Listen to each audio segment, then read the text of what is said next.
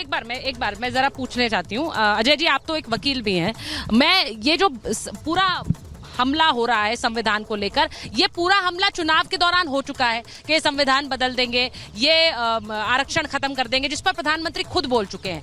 आपको लग रहा है ये रिविजिट हो रहा है? क्या ये इतना आसान होता है? मैं इसलिए पूछ रही हूँ कि आप एक वकील भी हैं और ये बार बार दोनों तरफ से कहा जा रहा है। नहीं, दो बातें मैं कह दूं। यहाँ पे अंबेडकर जी की दुहाई दी गई, लेकिन उस अंबेडकर जी की तस्वीर संसद में लगाने का काम भाजपा अटल बिहारी वाजपेयी जी के नेतृत्व में रामविलास पासवान जी के कहने पे ही संभव हो पाया।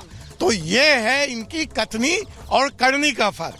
अंबेडकर जी से जुड़े जितने स्मारक हैं देश में, अगर उसको किसी ने सम्मान देने का काम किया तो नरेंद्र मोदी की सरकार ने किया, और फिर भी ये कहते हैं, और ये गलत उनके कहने से तो मतलब बिहार ही पता नहीं है भी कि नहीं है, उनकी बात तो छोड़ दीजिए। मीसा नाम उधर है और रहना इधर चाहिए है। मीसा वाली बात वो हमेशा करते हैं, वो कहते हैं भाई आपका हमला वहाँ होना चाहिए।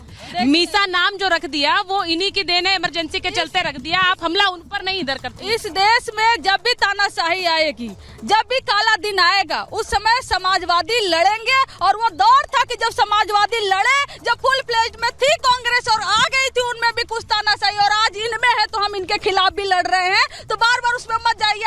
जो घोषित इमरजेंसी आप लोग लगाए और बात कर रहे हैं, आप ये बताइए सबसे ज्यादा नहीं मुझे 10 सेकंड दीजिए, 10 सेकंड दीजिए, 10 सेकंड दीजिए, 10 इनको चुप कराइए, 10 सेकंड दीजिए। एक बात बताइए, आप जदयू वाले जो ओबीसी SC ST का आरक्षण बढ़ाया गया था उसको, अच्छा ठीक है, मैं एक बार जरा सुनिए, अच्छा एक सेकंड, मैं एक बार जरा बड़ी खबर बता देती हूँ। एक मिनट, आज जो एक और तस्वीर आई है, अखिलेश यादव जब आज संसद पहुंचे तो उनके साथ उनके सारे सांसद थे, लेकिन सांसदों के साथ साथ अवधेश प्रसाद का हाथ पकड़कर पहुंचे। अब ये तस्वीर इसलिए इम्पोर्टेंट है क्योंकि अवधेश प्रसाद वो सांसद है जिन्होंने अयोध्या से चुनाव जीता। अब उनकी ये तस्वीर देखने के बाद मैं इसलिए इस तस्वीर को दिखाना चाह रही हूँ क्योंकि अवधेश प्रसाद को लेकर वो पहली पंक्ति में भी राहुल गांधी के साथ बैठे हुए थे, और उसके बाद उनका हाथ पकड़कर अखिलेश यादव पूरे संसद सत्र के दौरान हमें नजर आए। वो तस्वीर इंपॉर्टेंट इसलिए है, मैं इसलिए उस तस्वीर का जिक्र कर रही हूँ शिवम, क्योंकि इनके सांसद हैं, अयोध्या से सांसद हैं, और वो एक स्पष्ट संदेश देने की कोशिश आप लोगों को कर रहे हैं कि अयोध्या अगर आप लोग हारे हैं तो वो सांसद जो अयोध्या से आपको हराकर आगे पहुंचे वो एक अहम भूमिका निभा रहे हैं, और आपको संदेश है, बीजेपी को संदेश। नहीं, मैं सहमत हूं, इसमें कहीं कोई दो राय नहीं है। फैजाबाद हारे हम, फैजाबाद लोकसभा हम हारे जरूर, लेकिन हाँ अयोध्या विधानसभा में हम अभी भी जीते ही हैं, पहली बात। दूसरा, जहां तक इनके संदेश की बात है, मैं तो कहता हूं स्वागत है भाई। अखिलेश यादव भी अपने आप को यदुवंशी कहते हैं, अपने आप को हिंदू कहते हैं। आज मर्यादा पुरुषोत्तम भगवान श्री राम का मंदिर बने हुए, उसकी स्थापना हुए उतने साल हो गए। अब तो कम से कम इतना अच्छा चुनाव का रिजल्ट आ गया उनका भगवान राम की आशीर्वाद की वजह से, अब तो जाकर कम से कम दर्शन कर ही आए, अब तो घर वापसी हो गई। और एक और चीज, ये जो बाबा भीमराव अंबेडकर पर इतना लंबा चौड़ा ज्ञान कांग्रेसी और समाजवादी देते हैं, ना दे तो ज्यादा बेहतर है। 1952 में भंडारण में खास तौर पर बाबा भीमराव अंबेडकर को हराने वाले लेफ्टिस्ट और कांग्रेसी थी, एक साथ इकट्ठा होकर चुनाव लड़ा और उनको चुनाव हरा दिया। 57 में जब वो फिर से लड़े, फिर से उनको हरा दिया। और जिस तरीके से उनको जो है फिर उनकी स्थिति खराब हुई और चीजें हुई, वो इसकी जिम्मेदारी कांग्रेस है। आज मुझे लगता है कि दलितों के कंधे पर बंदूक रखकर चुनाव लड़ाने की जो कोशिश, इनकी जो राजनीति करने की कोशिश है, उसके 2-3 उदाहरण है। चाहे वो बाबा भीमराव अंबेडकर के साथ तो केस की भी बात कर रहे हैं, आपने दलितों को दरकिनार कर दिया क्योंकि आपने उन्हें वहां प्रोटेम स्पीकर नहीं बनाया। मैं उस पर भी एक बार आ जाती हूँ, लेकिन एक बार शिवम एक मिनट रुकिए जरा। आप बताइए, आज अखिलेश जी अवधेश जी का हाथ पकड़ के क्यों घूम रहे थे? हर जगह उनका हाथ पकड़ के घूम रहे थे। देखिए, भारतीय जनता पार्टी के लोग बाबा साहब का नाम आते हैं, उनको पता नहीं कौन सा करंट लग जाता है। सबसे बड़ी समस्या इस बात की है। तो अखिलेश जी और अवधेश जी का नाम ले रहे हैं। हाँ, मैं बता रहा हूँ, इस देश की परंपरा ऐसी है, आप भी जानती होंगी। त्रेता युग में ब्राह्मण के अहंकार को मर्यादा पुरुषोत्तम भगवान राम ने तोड़ दिया था, और कलयुग में आकर अयोध्या में मर्यादा पुरुषोत्तम भगवान राम ने भारतीय जनता पार्टी के अहंकार को चकनाचूर कर दिया। अभी उन्हें जमीन दिखाई नहीं दे रही है। देश ने काम करने के लिए भगवान तो किसी का भी अहंकार चूर कर सकते हैं। देश ने काम करने के लिए भेजा है। जब से 15 दिन हो गया है, आपने GST बढ़ा दिया दूध पे, पनीर पे, और आपने पेट्रोल का दाम बढ़ा दिया। आपने नई बात नहीं है। 89 में मंदिर आंदोलन के बाद अयोध्या भाजपा नहीं जीती थी, मित्रसेन यादव CPI के सांसद थे। नई बात नहीं है। हवा में मत उड़िए, इतिहास पढ़ के आया कीजिए, और खास करके राजनीतिक इतिहास। मुलायम सिंह जी की पार्टी से आते हैं आप, उनकी मान मर्यादा का ख्याल रखिए। अच्छा, अब एक बार मैं बड़ी खबर एक बड़ी खबर बता रही हूँ।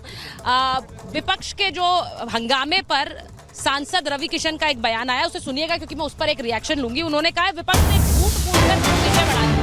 झूठ बोलकर कुछ सीटें बढ़ा ली हैं। वो कह रहे हैं कि विपक्ष सिर्फ सदन में हूटिंग और हल्ला पर ध्यान दे और कोई काम वो कर नहीं सकते हैं। तो आप हूटिंग और हल्ले पर ध्यान दे दीजिए, बाकी काम हम करेंगे। तो अब सीधी बात यह है कि वो कह रहे हैं कि आप लोगों ने झूठ बोला और उससे चुनाव जीता। झूठ क्या? आरक्षण छीन लेंगे। झूठ क्या? संविधान खत्म। देखिए, इससे बड़ा इस देश के मतदाताओं का अपमान भारतीय जनता पार्टी के सांसद की तरफ से आज लोकतंत्र के जो पहला दिन है उसमें जो शपथ लें, उससे बड़ा अपमान नहीं हो सकता। सोचिए क्या मान सकता है। चुनाव में सारे इनके सांसद, तमाम सांसद कहते रहे कि हम जो है 400 पार इसलिए मांग रहे हैं कि हमें संविधान बदलना है। वहीं जनता ने इसलिए इन पर रोक लगाई कि ये बिल्कुल निरंकुश हो जाएंगे, और जो जिस बैसाखी को ये नाम लिया करते थे घटक दलों को, आज उन्हीं बैसाखियों के सहारे ला करके खड़ा कर दिया। लेकिन अहंकार अभी भी नहीं टूटा है। आज भी जनता का अपमान कर रहे हैं मैंडेट का, कि जनता ने इससे झूठ बोला गया।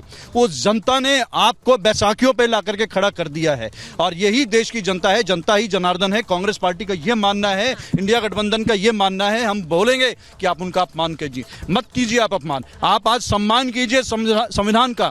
आज संविधान का आप सम्मान करना नहीं जानते हैं। आज सारी परंपराओं को तोड़ करके आप जो है संसद को चलाना चाहते हैं। आपने प्रोटेम अच्छा हाँ, ठीक है, इस पर मैं आना चाहती हूँ। संविधान को कैसे उन्होंने खत्म किया? स्पीकर और प्रोटेम स्पीकर को लेकर कांग्रेस बार बार कह रही है। प्रोटेम स्पीकर को लेकर के सुरेश को ना बनाना, क्या ये दिखाता है कि दलित का अपमान कर रही है वो? आपकी कांग्रेस पार्टी ये कह रही है भाई दलित का अपमान है। लेकिन निश्चित तौर पे क्या वजह है, क्या परहेज है उनको दलित से?